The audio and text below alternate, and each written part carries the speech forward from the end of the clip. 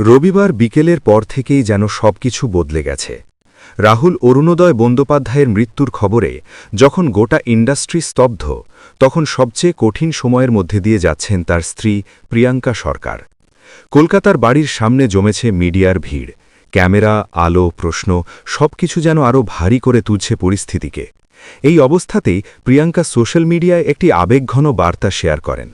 তিনি স্পষ্ট করে জানান, এটি আমাদের জীবনের সবচেয়ে কঠিন সময়। আমরা শুধু একটু জায়গা আর গোপনীয়তা চাই। তার কথায় উঠে আসে একজন মায়ের উদ্বেগ।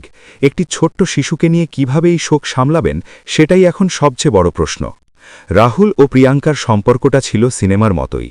পর্দায় ভাই বোনের চরিত্র দিয়ে শুরু, তারপর বন্ধুত্ব, প্রেম, বিয়ে সবকিছু যেন ধাপে ধাপে গড়ে উঠেছিল। তাদের ছেলে সহজ ছিল সেই ভালোবাসারই প্রতীক। কিন্তু হঠাৎই সবকিছু থেমে যায়। তালসারিতে শুটিং চলাকালীন ঘটে যাওয়া দুর্ঘটনায় রাহুলের মৃত্যু যেন পুরো পরিবারকে ভেঙে দেয়। এই কঠিন সময়ে প্রিয়াঙ্কার একটাই অনুরোধ, তাদের যেন শান্তিতে শোক প্রকাশ করতে দেওয়া হয়। কারণ এই লড়াইটা এখন শুধু একজন অভিনেত্রীর নয়, একজন মা ও একটি পরিবারের। সহকর্মীরাও পাশে দাঁড়িয়েছেন। সুদীপ্তা চক্রবর্তী জানিয়েছেন, রাহুলের মা এতটাই ভেঙে পড়েছেন যে কথা বলার অবস্থায় নেই। একটা অনুরোধ, একটা আর্তনাদ, একটু একা থাকতে দিন। এই মুহূর্তে সেটাই যেন সবচেয়ে বড় কথা।